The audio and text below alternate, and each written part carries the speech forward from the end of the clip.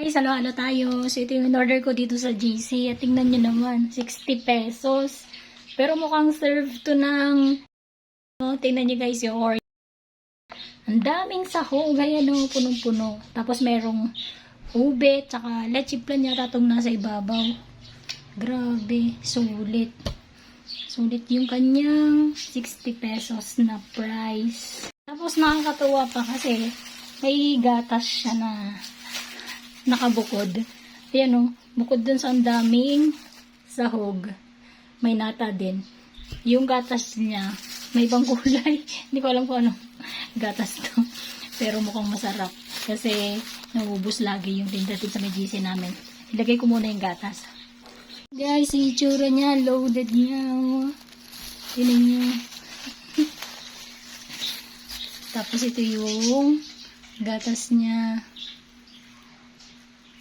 Tapon. Creamy. Ano ka? Nakakatuwa. Loaded.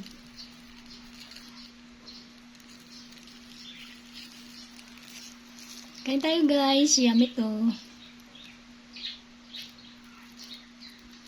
Halo-halo kayo dyan guys. Pagpalamig ng ulo. Thank you for watching. God bless everyone. Bye!